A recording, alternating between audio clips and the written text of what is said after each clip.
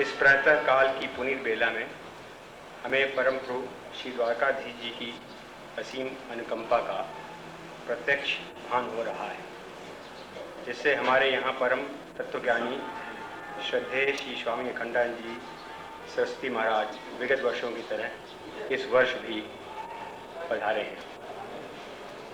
महाराज श्री जब पधारते हैं तो ऐसा लगता है कि जैसे वेद पुराण शास्त्र सब साकार उपस्थित हैं। सबसे पहले मैं महाराज श्री के पाद पद्मों में अपने एवं आप सबकी ओर से विनम्र प्रणाम निवेदन करता हूं और श्री द्वारकाधीश जी से प्रार्थना करता हूं कि आप दीर्घ आयुष्य पाकर इसी प्रकार अपनी अमृतवाणी से हमें जागृत एवं तृप्त करते रहें। इस वर्ष के 5 दिवसीय प्रश्नोत्तर प्रवचन का मूल विषय है जीवन एक यात्रा। इस समय मुझे किसी संत की इस विरह राग स्मरण हो रही है। उठ जाग मुसाफिर भोर भई, अब रैन कहाँ जो सोवत है, जो सोवत है सो खोवत है, जो जागत है सो पावत है। अर्थात हम सब मुसाफिर हैं, जीवन यात्री हैं, सोए हुए हैं और ये संतों की वाणी हमें जगा रही है। हम यह अच्छी तरह नहीं जानते कि हम किधर जा रहे हैं, हमारा पथ क्या है, हमारा साधन वाहन और संबल क्या है तथा गंतव्य क्या है। न हम पथ की बाधाओं को जानते हैं, न प्रेरणा के स्वरों को। हमें कुछ ऐसा प्रतीत होता है कि हम निर्उद्देश्य ही चर विचर रहे हैं। इस स्थिति को उपनिषद के शब्दों में यूँ कह सकते हैं, अंधे नैव नियमाना यथा अंधा, अर्थात अंधों के द्वारा ले जाए जाते अंधों की दौड़।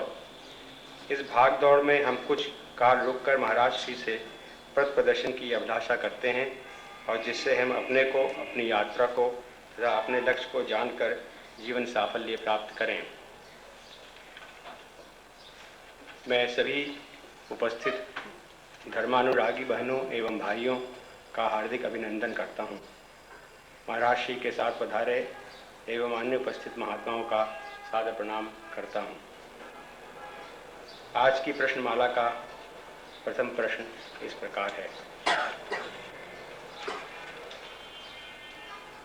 यात्रा के क्रम में पहले जागना और उठना पड़ता है, फिर चलना पड़ता है। शास्त्रों और ऋषियों की वाणी में दोहराया है, उत्तिष्ठ जागृत, चरैवेति चरैवेति। हम यत्रवत कोल्हू के बैल की तरह चल तो रहे हैं, लेकिन कहाँ जा रहे हैं, जागृत हैं अथवा आंखों पर पट्टियाँ हैं, कुछ भी पता नहीं। महाराज श्री हमारे लिए उठने, जागने तथा चलते रहने की तात्पर्य को स्पष्ट करें।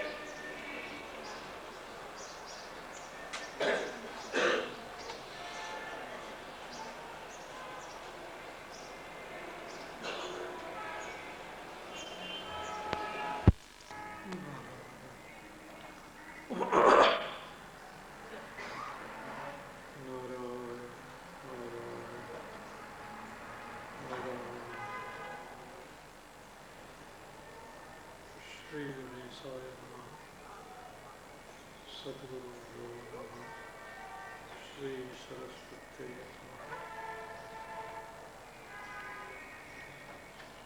यस्याज्ञा धर्मशास्त्रं सहजशुचि कथा ब्रह्म विद्या नवद्या ध्यानं सर्वात्मभानं स्थिरचरहितकृच्छेवशी शांतिरूषा। आश्चर्यं चारुचर्या जननयन मनोमोहनी मुक्तवर्या तं पूर्णानन्दतीर्थं गुरुमुखं ब्रह्ममूर्तं।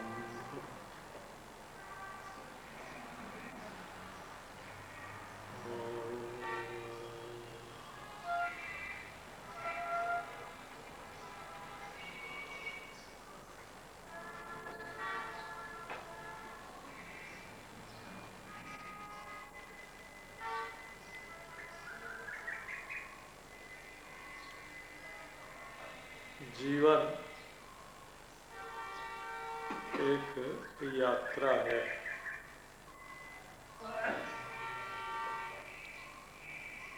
माने आगे बढ़ने का एक क्रम है। यात्रा का अर्थ है क्रम, क्रम से आगे बढ़ते चलना।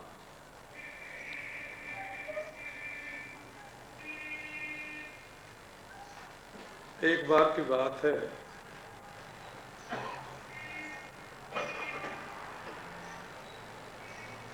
मैं दिल्ली से श्री हरि बाबा जी महाराज के बांध पर जाने वाला था और अब जो स्वामी विपिन चंद्रानंद सरस्वती हैं, जज स्वामी, बीच में हाई कोर्ट के जज थे और पहले वकील थे। वे मुझे स्टेशन पर बैठाने के लिए आए थे।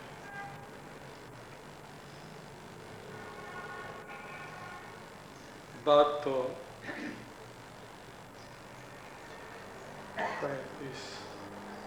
38 बरस पहले की है।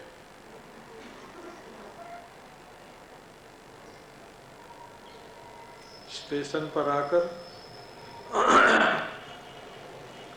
टिकट लिया तो वजन करने की मशीन थी। मशीन पर उन्होंने मेरा वजन ले दिया। उस टिकट पर लिखा था हिचको मत।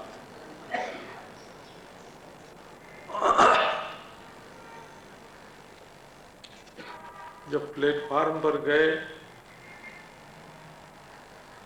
तो उस ट्रेन में कोई सेकंड क्लास का डब्बा नहीं था।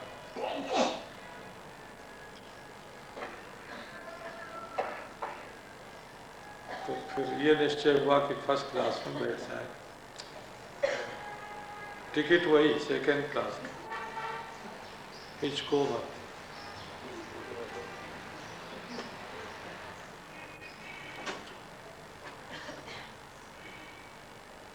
वहाँ का जो प्रबंध करने वाला होता है सरकारी, वो आया। उसने कहा आप लोग सेकंड क्लास में बैठिए। मैंने कहा तुम बैठा दो। देख आया सब ट्रेन, उसमें सेकंड क्लास का डिब्बा था ही नहीं। तो उसी पर उसने खड़िया से फर्स्ट क्लास के डिब्बे पर लिख दिया कि ये फर्स्ट क्लास है, ये सेकंड क्लास है।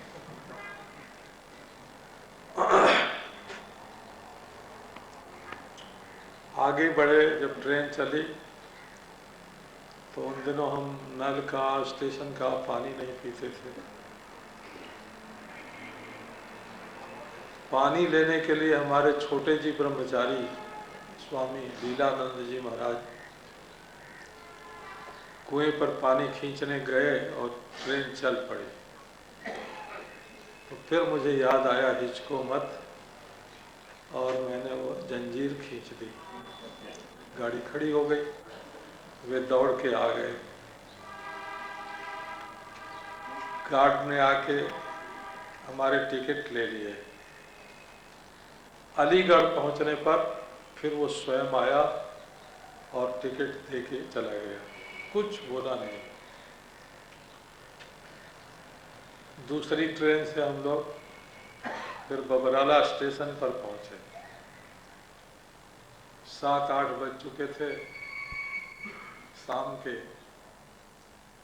वहाँ कोई लेने नहीं आया था हमको, कोई सवारी नहीं थी, कोई लेने वाला नहीं था। और 9 मील का रास्ता था चलने के लिए। हमने छोटे जी से कहा, हो छोटे जी थोड़ा तुम लो सामान, थोड़ा हम, हिचको मत।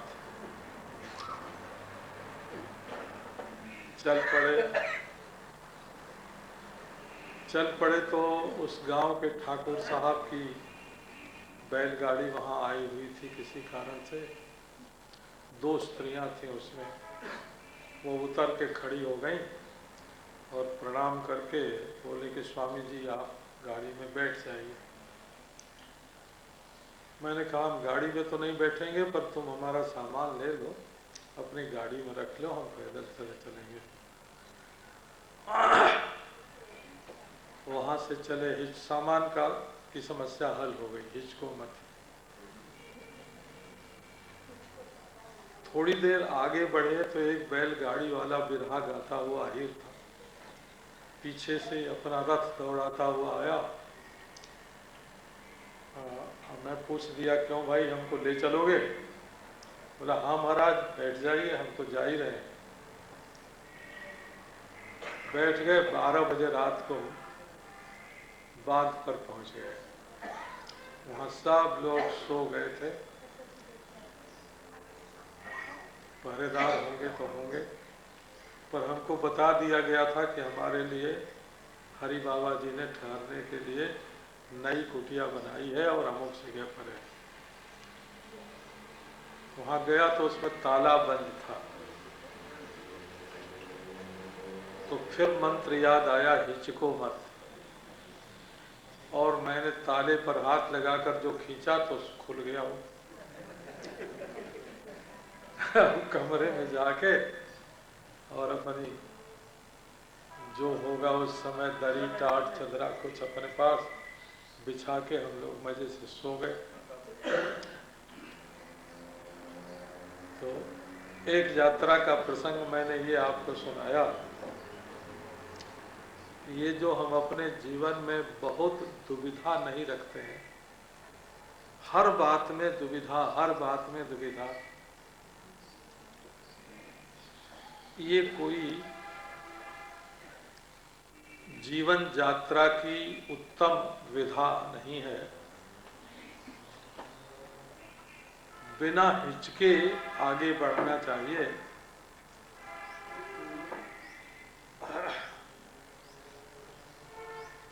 हिचकते हिचकते आगे नहीं बढ़ना चाहिए। बड़े उत्साह से ये जीवन यात्रा करनी चाहिए।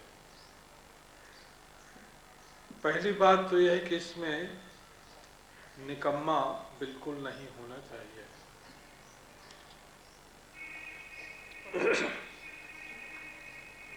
यशपाल जैन बता रहे थे कि उन्होंने एक दिन काका कालेलकर से पूछा कि काका जी, आपके दीर्घ जीवन का रहस्य क्या है? महात्मा गांधी जी के 4 प्रमुख साथियों में से एक काका कालेलकर, महादेव देसाई, दादा धर्माधिकारी और विनोबा जी, 4 मुख्य थे। घनश्याम दास मशरू वाला, किशोर, घनश्याम किशोर मशरू वाला।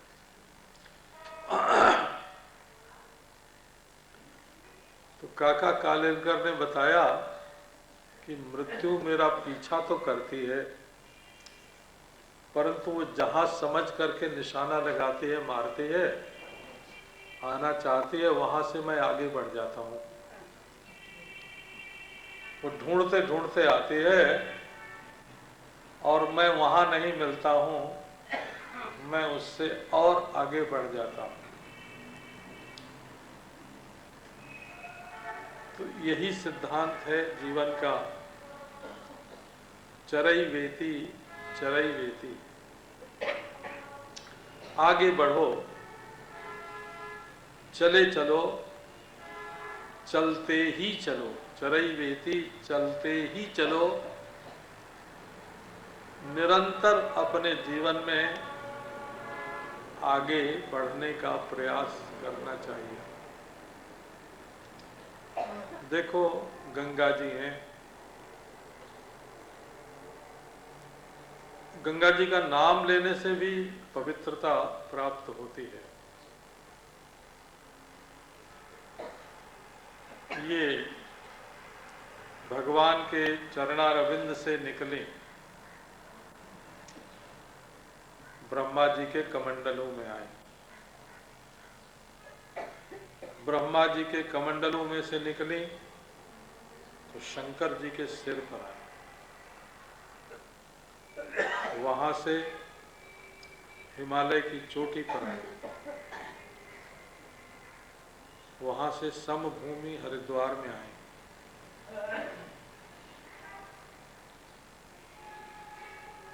और प्रयाग, काशी, गंगा सागर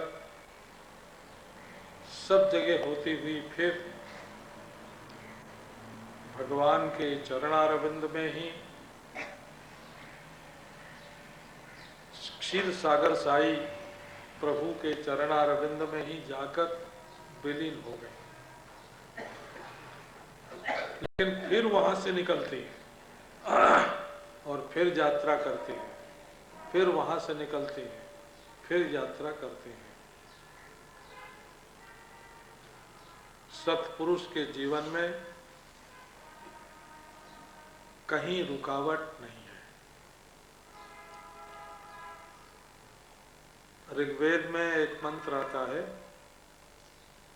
स्वस्ति पंथाम अनुचरेम सूर्या चंद्रमसाविव।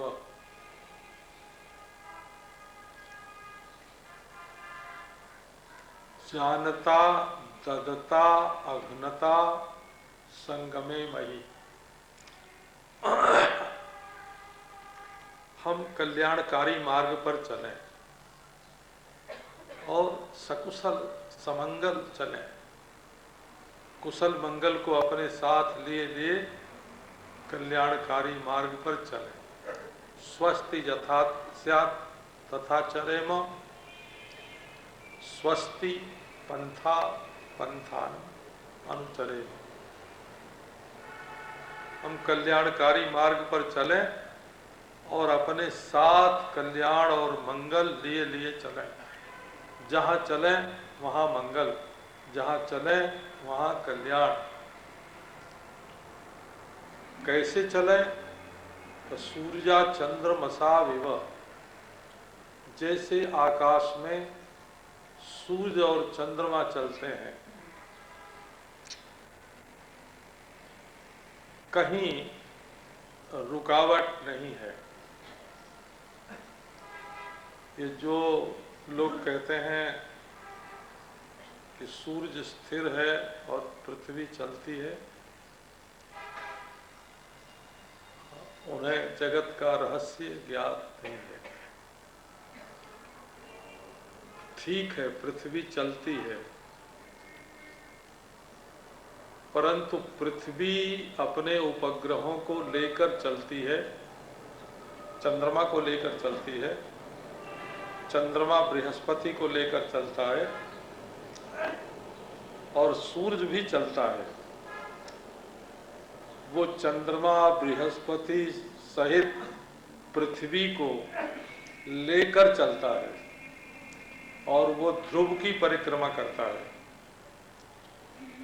और ध्रुव भी चलता है, वो महाध्रुव की परिक्रमा करता है। प्रकृति में जिसका जन्म हुआ है वो कभी स्थिर नहीं रह सकता, वो यात्रा करेगा और अंत में जहाँ उसका उत्स है, उद्गम है, उसका मूल है, उसी से मिल करके वो स्थिर हो सकता है। इसलिए जैसे सूर्य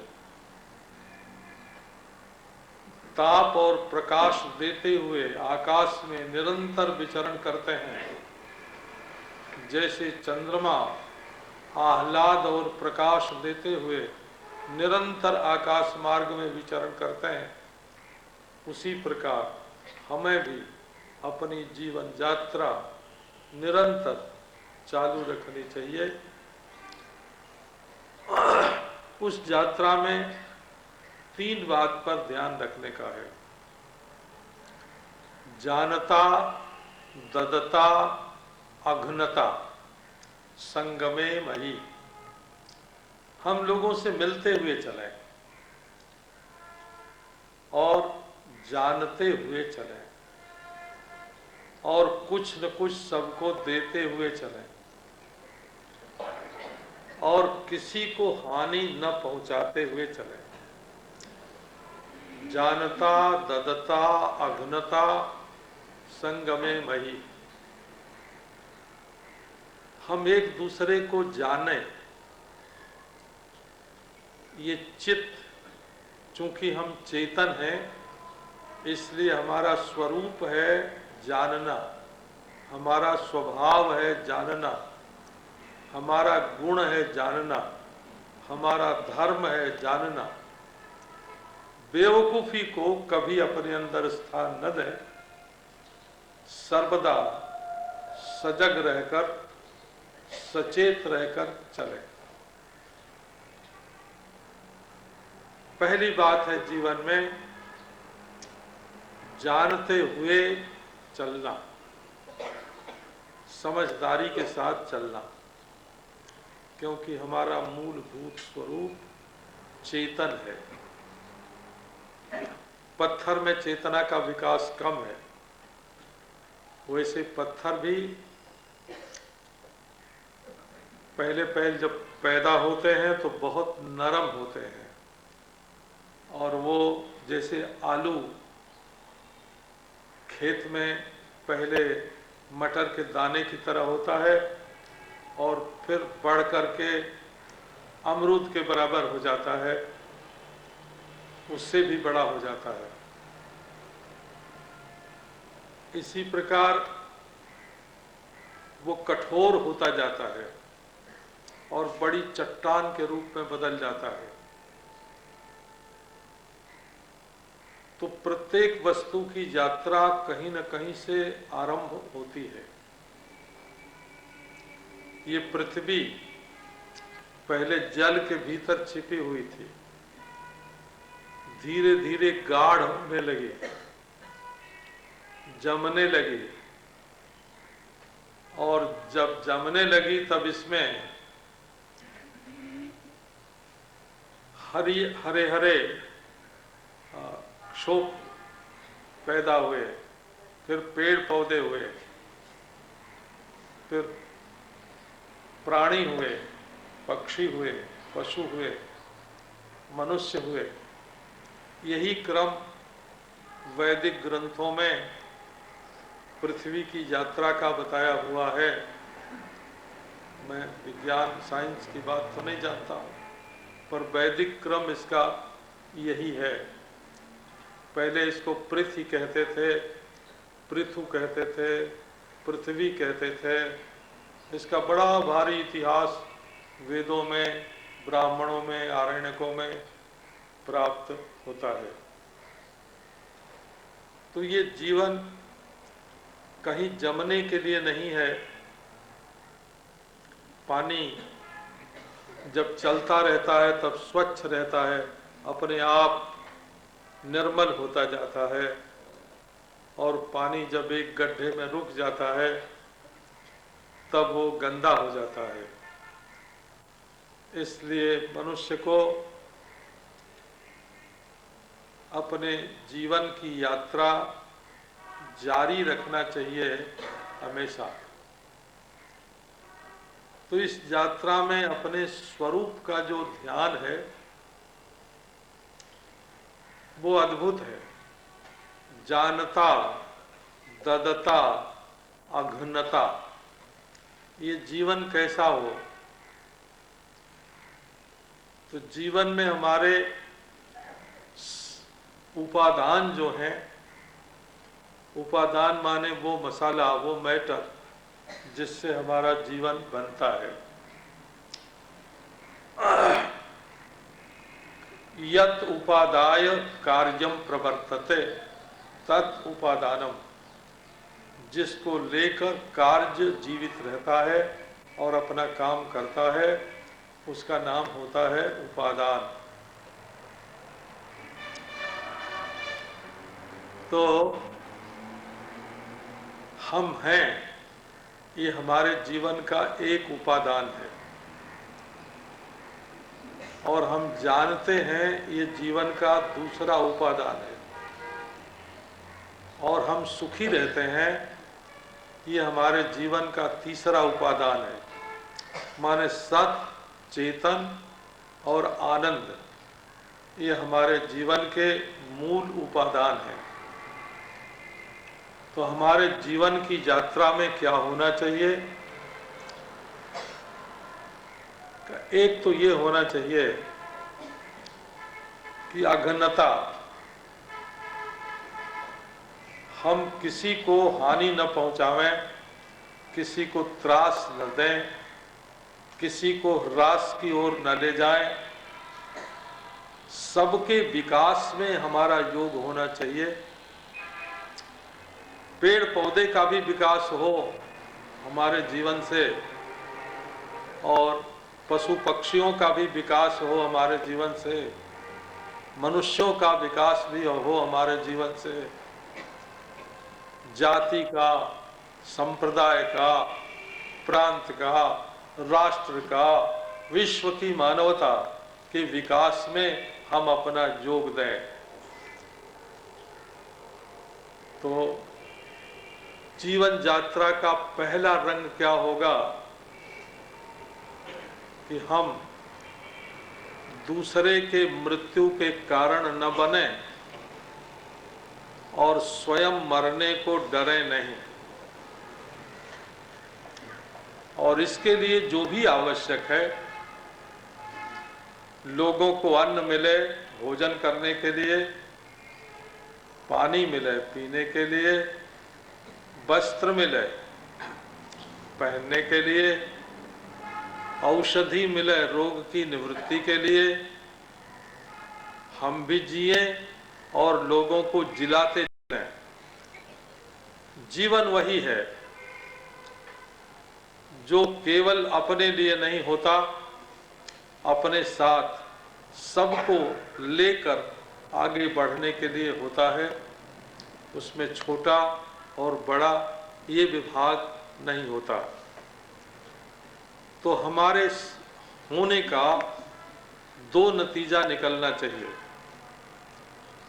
दो परिणाम होने चाहिए हमारे जीवन में। एक तो हम स्वयं मरने के डर से कहीं अपने मार्ग से विचलित न हो जाएं, और दूसरे किसी को मरने का डर दिखाकर उसको उसके मार्ग से विचलित न करें, न मौत के लिए डरें और न डरावें। ये किसका धर्म है कि जो सत स्वरूप आत्मा है, जो सत स्वरूप आत्मा हमारे अंतःकरण में होकर, इंद्रियों में होकर, शरीर में होकर हमारी प्रत्येक क्रिया और प्रतिक्रिया में अपना काम कर रहा है, सत अपने को अभिव्यक्ति दे रहा है। अघ्नता, अघ्नता स्वम अघ्नता अन्यश्च अघ्नता, स्वयं मरने को न डरे और दूसरों को भी मरने के लिए न डरावे। अजरा मरवत प्राज्ञो विद्याम अर्थंच चिंतये, ऐसा सोचे कि जैसे मैं अजर हूँ, मैं अमर हूँ, और उत्तम से उत्तम कर्म करने का संकल्प अपने जीवन में रखे, उत्तम से उत्तम वस्तु को बनाने का ध्यान अपने जीवन में रखे। जितना उत्तम निर्माण का संकल्प होगा अपने जीवन में, उतने आयु भी बढ़ेगी और जीवन यात्रा सफल भी होगी। दूसरा मूल तत्व जीवन का है उपादान, वो है चेतनता, चैतन्य, चित स्वरूप, वो है ज्ञान। जब पहले बच्चा चंद्रमा की ज्योति में से होकर, किरणों में से होकर अन्न में आता है और अन्न से पिता के शरीर में प्रवेश करता है और पिता के शरीर से माता के शरीर में प्रवेश करता है। गर्भो भूत्वा विशत्यादौ, गर्भ बन करके वो माता के शरीर में प्रवेश करता है। वहाँ उसमें चेतना होती है और उसी चेतना को अभिव्यक्ति देने के लिए, प्रकाश देने के लिए ये मनुष्य का शरीर बनता है। ये ज्ञान लेकर आता है। जब बच्चा पैदा होता है तब माताएं देखती हैं कि बच्चा रोता है कि नहीं रोता है। यदि न रोता हो तो उसके शरीर पर थोड़ा चिकोटी काट देते हैं और फिर वो रोने लगता है। इससे निकला कि वो चेतन है, उसमें ज्ञान है, उसमें संवेदन है। पहली परीक्षा जन्म लेने पर उसके संवेदन की जाती है कि इसमें ज्ञान है। ज्ञान हमारा स्वभाव है, स्वरूप है, गुण है। जिसमें ज्ञाने नहीं नाहा पशु भी समाना, जिनमें ज्ञान नहीं है वो तो पशु के समान है, लेकिन पशु में भी ज्ञान होता है। वे भी जानते हैं कि हित क्या है और अहित क्या है। जो घास उनके खाने की नहीं होती है उसको सूंघ के छोड़ देते हैं। जहाँ उनका मूत्र और गोबर पड़ा हुआ होता है उसको वे नहीं खाते हैं। तो उनमें भी एक प्रकार का विवेक, विचार देखने में आता है। इसलिए मनुष्य का जो स्वरूप है, मनुष्य का जो स्वभाव है, वो नारायण ज्ञान का है।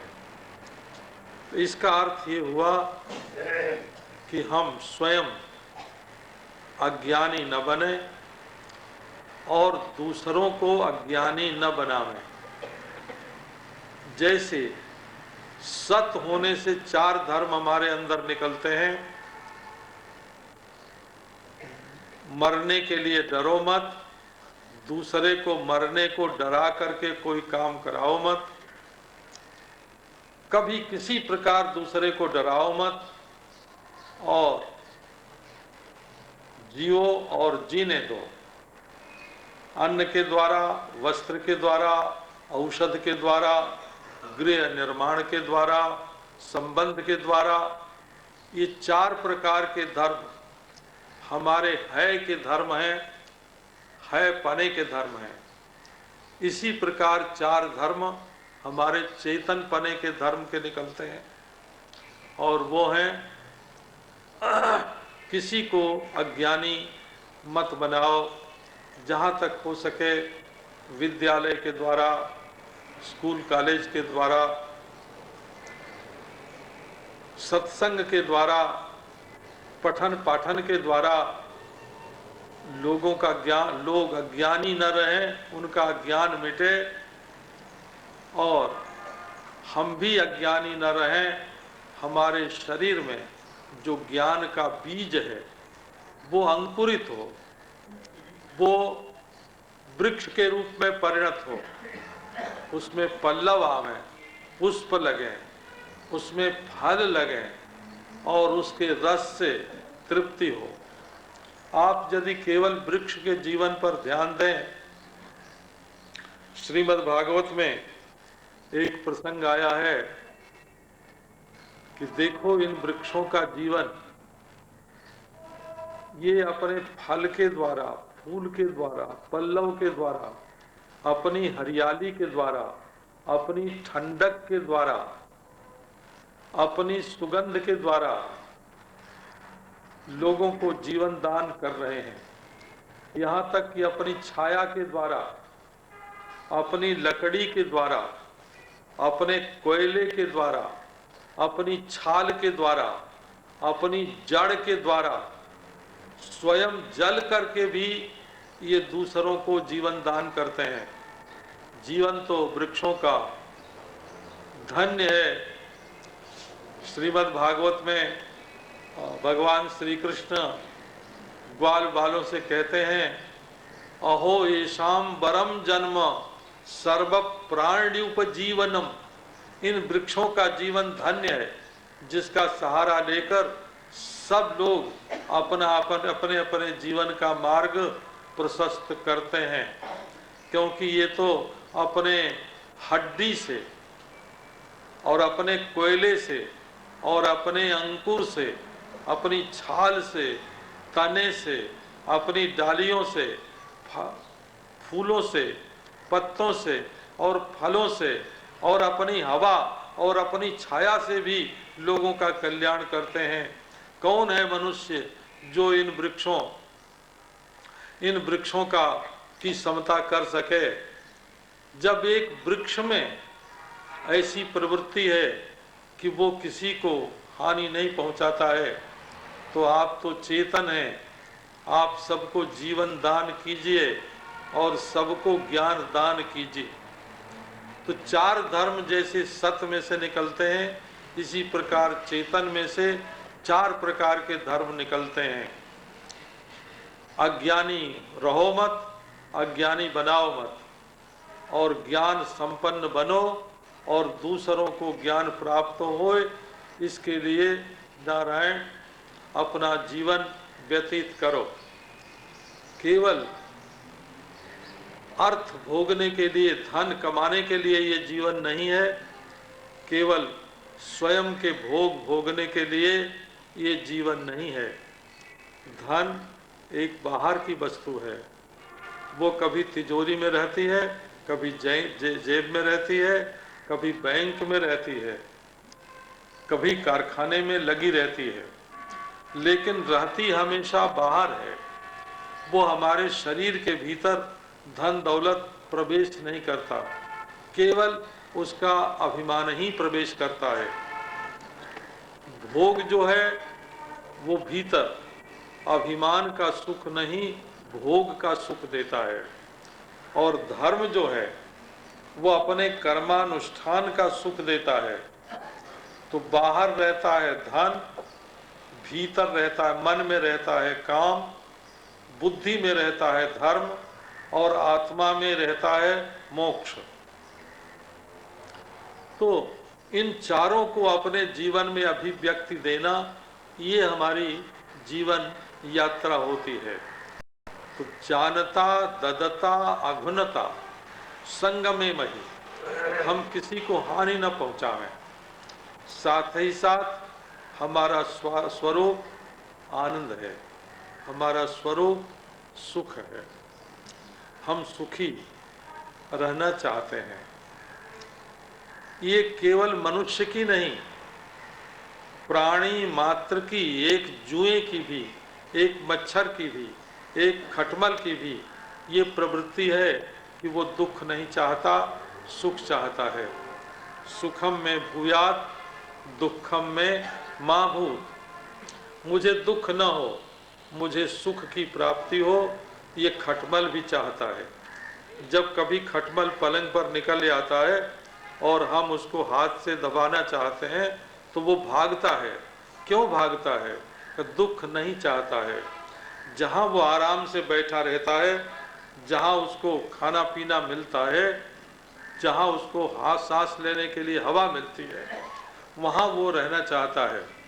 इसी प्रकार ये समग्र प्राणियों का जीवन, पशुओं का, पक्षियों का, ये जो जीवन है, ये दुख से बचना और सुखी रहना, इसके लिए ये जीवन स्वाभाविक रूप से चलता है, चलता रहता है, चलता है और चलता रहेगा।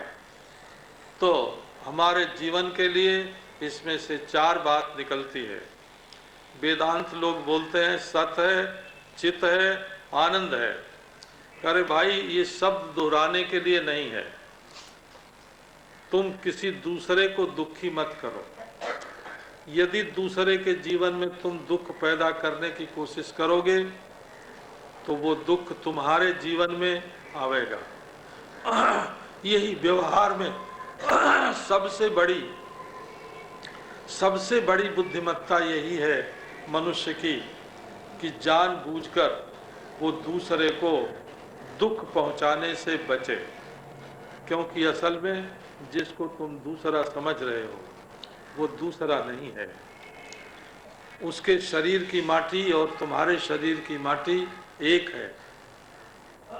उसके शरीर का पानी और तुम्हारे शरीर का पानी एक है। उसके शरीर की गर्मी और तुम्हारे शरीर की गर्मी एक है। उसके शरीर की सांस और तुम्हारे शरीर की सांस एक है। उसके शरीर का आकाश और तुम्हारे शरीर का आकाश एक है। उसके शरीर के परमात्मा और तुम्हारे शरीर के परमात्मा एक है। और तुम्हारे शरीर का आत्मा और उसके शरीर का आत्मा एक है। ये सांस अलग अलग चलती हुई दिखाई पड़ती है, लेकिन वायु सब में एक है। टेम्परेचर सबका एक प्रकार का है। ऐसी स्थिति में ध्यान देना चाहिए। सबका मुंह आगे को होता है, आंख आगे को होती है, नाक आगे को होती है। सबके कान जो हैं वो अगल बगल में होते हैं। दो हाथ होते हैं, दो पांव होते हैं। सबके दिल और दिमाग होता है। कितनी एकता है हम लोगों में। ऐसी स्थिति में यदि हम किसी को दुख पहुंचाने का प्रयास करेंगे तो वो दुख हमको जरूर मिलेगा। हम जिसको दूसरा समझ करके दुख दे रहे हैं वो दूसरा नहीं है, वो हम ही हैं। और उसको दिया जाने वाला दुख केवल उसको नहीं मिलेगा जिसको दिया जाता है, उसको भी मिलेगा जो दे रहा है। दुख अपने विषय को तो कभी लगे कभी न लगे, लेकिन अपने आश्रय को तो बिल्कुल लगता ही लगता है। नारायण, ये जो हम समझते हैं कि हम दूसरे को दुखी कर देंगे, वो बात बिल्कुल गलत है। पहले अपने हृदय में दुख प्रकट होता है और वहाँ बढ़ता है, और वहाँ से बढ़कर फिर हम दूसरे के ऊपर उसको डालते हैं, तो वहाँ से लौट करके फिर वो हमारे पास आ जाता है। दुख देने वाला कभी सुखी नहीं हो सकता, हमेशा दुखी रहता है। इसलिए नारायण, जीवन में हमारे दुख न आवे, सुख रहे। हम दूसरे को दुखी न करें, स्वयं दुखी न हो, और स्वयं सुखी रहें और दूसरों को भी सुखी करें। ये चार धर्म हमारी प्रियता, हमारे आनंद स्वरूप में से ये चार प्रकार के धर्म निकलते हैं। ये धर्म के उपादान हैं, ये हमारे जीवन के उपादान हैं, ये हमारे जीवन यात्रा में हमारे संगी हैं, साथी हैं। चौथी बात है संगमे मही, हम मिल के चलें। संगमे मही, मिलें, पहचानते हुए चलें, देते हुए चलें, किसी को हानि न पहुंचाते हुए चलें, और मिलते हुए चलें। मिलते हुए चलें का अर्थ है, वेद भगवान की आज्ञा है, संगच्छध्वम संवदध्वम संभो मनांसी जानताम देवा भागम यथा पूर्वे संजानाना उपासते। संगच्छध्वम, कदम से कदम मिलाकर चलो, और संवदध्वम, एक स्वर में बोलो। मतभेद मत बनाओ, जहां तक भी हमारा मत दूसरे के साथ मिल सकता हो वहां तक मिलाओ, और जहां मतभेद हो जाए वहां जैसे तुमको स्वतंत्र मत रखने का अधिकार है, वैसे ही दूसरे को भी अपना स्वतंत्र मत रखने का अधिकार है। सब लोग हमारे मन के अनुसार चलें, इस प्रकार का विचार बहुत संकीर्ण और बहुत गंदा विचार है। विचार करने की शैली उत्तम से उत्तम, बड़ी से बड़ी होनी चाहिए। कहीं का हम तो नारायण अपनी जात का भला चाहते हैं, चाहे दूसरी जात का कुछ भी हो, गलत विचार है। हमारे संप्रदाय का भला हो, दूसरे संप्रदाय का चाहे कुछ भी हो। पार्टी के लिए मत लड़ो, देश के लिए लड़ो। देश के लिए मत लड़ो, संपूर्ण विश्व मानवता का कल्याण हो, संपूर्ण विश्व प्राणियों का कल्याण हो, इसके लिए लड़ो। ठीक है, ये युद्ध की यात्रा, तस्मात् युध्यस्व भारत धर्म्याद्य युद्धात् श्रेयोन्यत क्षत्रियस्य न विद्यते। जीवन इस प्रकार अपना व्यतीत किया जाए। नारायण, सहृदयम सामनस्यम अविद्वेषम कृणोमिव अन्यो अन्यम अभिहर्यत जातम वत्समिवाग्न्या। जैसे गाय अपने तुरंत के पैदा हुए बछड़े से प्रेम करती है, उसको नहीं कहती कि बेटा तुम साबुन लगा लो, नहीं कहती कि तुम गंगा स्नान करके आओ, नहीं कहती कि तुम गर्म पानी से स्नान करो। वो तो उसके शरीर में जो गंदगी लगी रहती है उसको भी अपनी जीभ से चाट लेती है। नारायण, मनुष्य का स्वभाव ऐसा होना चाहिए कि यदि किसी में कोई दोष दिखता है तो उस दोष को आत्मसात कर ले। अपने में क्या कोई दोष नहीं है? मैंने सुना था कि कहीं लोगों ने एक चोर पकड़ा था, और चोर पकड़ के उस समय की प्रथा के अनुसार उसको बीच में खड़ा कर दिया, और किनारे से लोग उसको ढेले से मारने लगे। मारने के लिए सब लोग इकट्ठे हो गए कि ढेला मार मार के इसको मार देंगे। वहां से कोई महात्मा गुजरे, उन्होंने देखा क्या हो रहा है भाई, कि ये चोर है, इसको हम लोग बारी बारी से ढेला मार के मार डालेंगे। महात्मा ने कहा कि ठहरो, इसको ढेले से तुम लोग मारो, पर वो मारे जिसने कभी चोरी न की हो। पहला ढेला उसी आदमी के हाथ से चलना चाहिए जिसने कभी चोरी न की हो। नारायण, मालूम पड़ा सब लोगों का हाथ रुक गया। अरे भाई, हमने भी कुछ थोड़ी सी चोरी की है, हमने भी कुछ थोड़ी सी चोरी की है, हमने भी चोरी की है, हमको याद आती है वो। तो है ना, हमने घर में रखी हुई मीठी चीज चुरा के खाई है ना। एक बार तो महाराज एक किताब हमको बहुत अच्छी लगी, हमारी उम्र तो 8-10 बरस की जरूर रही होगी। मैंने चुरा ली, चुरा के अपने घर ले आया, उसको पढ़ता रहा। बाद में हमारे बाबा ने देख लिया, तो ये किताब तुमको कहाँ मिली? तो मैंने कहा उनके यहाँ से मैं ले आया हूँ। तो पूछ के लाए हो, मांग के लाए हो? कि नहीं, अपने आप ले आया हूँ, उनको मालूम नहीं है। तो उन्होंने कहा नहीं नहीं, तुरंत जाके उनको बताओ, क्षमा मांगो और दे के आओ। एक बार की तो बात है, बड़े होने पर की बात है। मैं 20 बरस के लगभग होऊंगा, भले 22 बरस के। कर्णवास में रह रहा था, भजन कर रहा था श्री स्वामी जोगानंद जी महाराज के साथ। जंगल में घूमने के लिए गया तो वहां देखा चांदी का 1 रुपया रास्ते में पड़ा हुआ था। अब मेरे मन में विचार हुआ कि इसके लिए क्या करना चाहिए। तो उठा लिया मैंने उसको कि पता नहीं किसका गिरा है और कौन इस रास्ते से जाएगा, किसके हाथ लगेगा, हम इसको उठा लें।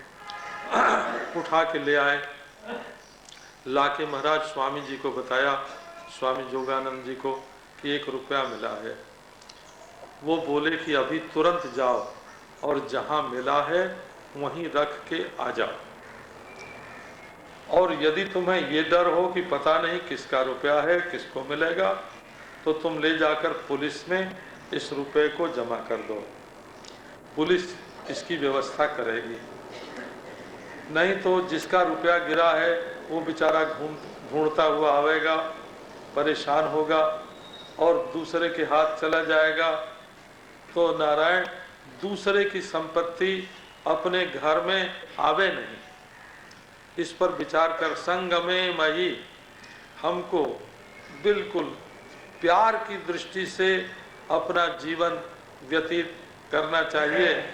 सबके प्रति प्यार हो, सबके बारे में अच्छी जानकारी हो, सबका उपकार हो, सबकी सेवा हो और हमारा जीवन आगे आगे आगे बढ़ता चले।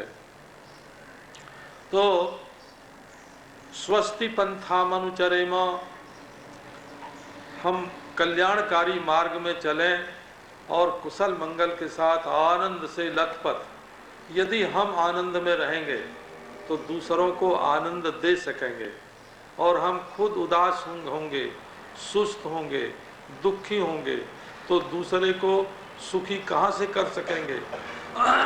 इसी से देखो, हमारे पास जो वेद है, ऋग्वेद है, वो एकम संतम बहुधा कल्पयंती बोलता है, एक परमात्मा है, उसके नाम की अलग अलग कल्पना होती है। एकम सद विप्रा बहुधा बदंती, है एक, उसके नाम बहुत हैं। और यजुर्वेद है, वो कहता अरे ये आत्मा का स्वरूप तो वही है भाई, जानते ही तुम अपने को पूर्ण रूप में अनुभव करने लगोगे। सामवेद कहता है कि देखो लोक परलोक में जो आनंद सो तो है ही, तुम अपने इस जीवन को आनंद बनाओ। तो सामवेद के 4 उपवेद हैं। एक जिस जीवन को आनंद बनाने के लिए है, एक तो हमारे जीवन में श्रद्धा हो, एक हमारे जीवन में दान हो, एक हमारे जीवन में अहिंसा हो, एक हमारे जीवन में सत्य हो, अहिंसा हो, श्रद्धा हो और दान हो। ये 4 गुण यदि हमारे जीवन में रहें तो हम लोक परलोक सब में सुखी हो सकते हैं। परंतु इस लोक में सुखी रहने के लिए सामवेद ने ये शिक्षा दी कि गाओ, संगीत भी आना चाहिए अपने जीवन में, और वो भी बेसुरा नहीं, स्वर से। हमारे जीवन में वाद्य भी आना चाहिए। हम श्री कृष्ण की तरह बांसुरी बजावें, हम श्री कृष्ण की तरह नाचें।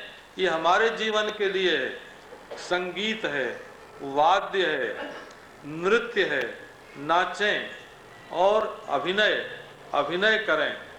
ये 4 वेद में सामवेद एक है, और सामवेद के 4 उपवेदों में से आयुर्वेद, धनुर्वेद, स्थापत्य वेद और गांधर्व वेद, ये गांधर्व वेद है।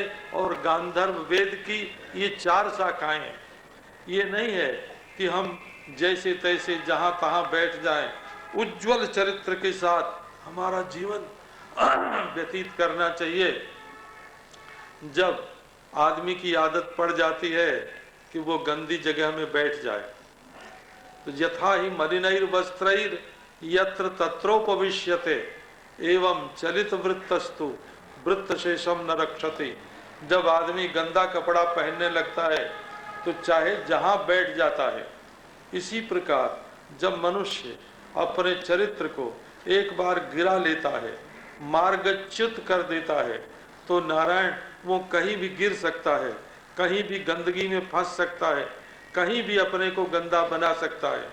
इसलिए बड़ी सावधानी से अपनी जीवन की यात्रा आगे बढ़ो।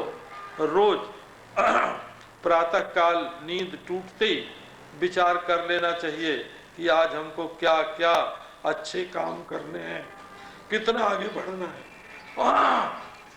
बीच में समय मिले तो एक बार सिंहावलोकन भी कर लेना चाहिए कि क्या क्या काम किया, क्या क्या करना बाकी है। और सायंकाल सोते समय ये विचार करके कि आज हमने अपनी रहनी में ये उन्नति की है, अपने स्वास्थ्य में ये उन्नति की है, अपने अर्थ में ये उन्नति की है, आज अपने धर्म में ये उन्नति की है। आपने अपने जीवन के एक दिन में किसी को 1 गिलास पानी पिलाया कि नहीं पिलाया, 1 गिलास उसको भोजन करने के लिए कुछ दिया कि नहीं दिया। आपका जीवन व्यर्थ तो नहीं जा रहा है। इसलिए सायंकाल सोचकर विचार कर जो गलती हुई हो उस प्रमाद के प्रति पश्चाताप करके अब कल से ऐसी कोई गलती नहीं करेंगे, ऐसा निश्चय करना चाहिए। इसलिए ये जीवन आगे बढ़ने के लिए है। चरई वेती, आगे बढ़ो, बढ़ते चलो, बढ़ते ही चलो। इसके लिए ये जीवन प्राप्त हुआ है। कहीं हम एक जगह जम के गंदे न हो जाएं, सड़ न जाएं। हमारी डायरी होनी चाहिए, कागज पर नहीं, अपने हृदय में, कि हम रोज अपने विचारों की दिशा, अपने संकल्पों की दिशा, अपने कार्यकलापों की दिशा का अवलोकन करें और उसको आगे से आगे बढ़ावें। ओम शांति शांति शांति।